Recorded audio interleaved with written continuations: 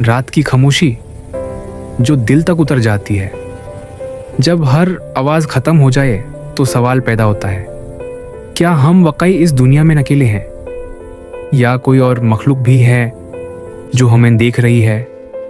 कुरान एक ऐसी हकीकत बयान करता है जिसे इनकार ईमान को हिला देता है। इस्लामी इतिहास में जिन कोई अफसाना नहीं है, ये कुरान की बयान की हुई मखलूक है। आग से पैदा की गई एक अक्लमंद मखलूक, जैसे इंसान मिट्टी से पैदा किया गया। कायनात की शुरुआत, अल्लाह का फैसला।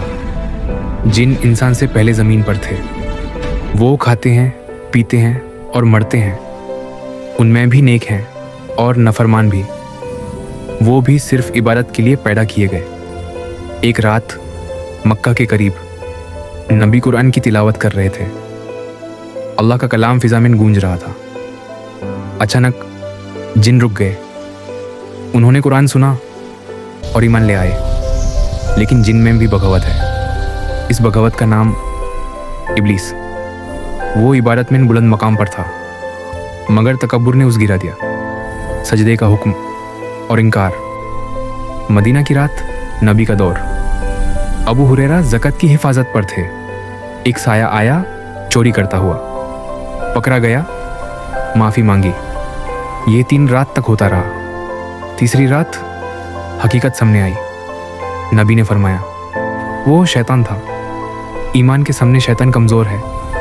जिनका वफ्द नबी के पास आया, आपने उन्हें कुरान सिखाया। इस्लाम सिर्फ इंसानों के लिए नहीं, पूरी मखलूक के लिए है। जिन हकीकत हैं मगर मरकज़ नहीं। इस्लाम दर नहीं, शऊर देता है। ना हर साया जिन होता है। असल तक़त ईमान में है। असल हिफाजत अल्लाह के ज़िक्र में है। जिन हमें नुकसान नहीं पहुंचा सकते जब तक अल्लाह ना चाहे। आज के इंसान के लिए पैगाम साफ है, गैब पर ईमान रखो और वहम से दूर रहो। कुरान को मजबूती से थम लो, सुन्नत को अपनी ज़िंदगी बनाओ। अंधेरों में भी हिदायत का नूर आता है। सिर्फ अल्लाह के कलाम से राह मिलती है। यकीन रखो और शऊर से ज़िंदगी गुजार। न डरो न घबराओ, हमेशा हक के साथ रहो। जिनकी दुनिया हमारी समझ से परे है, मगर हमें सिर्फ ईमान और अमल की फ़िक्र रखनी चाहिए।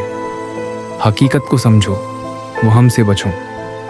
कुरान और सुन्नत हमारी हिफाजत और रहनुमाई है। रोशन फ़िज़ा, चमकती हुई संदुनेस, सब कुछ अल्लाह के नूर से रोशन। हिदायत का नूर सिर्फ अल्लाह के कलाम से आता है। अंधेरों में भी नूर को फॉलो करो। सब कुछ अल्लाह के हुक्म से है। सब कुछ मुमकिन है। ईमान को मजबूत रखो और अल्लाह की तरफ रहो। और याद रखो,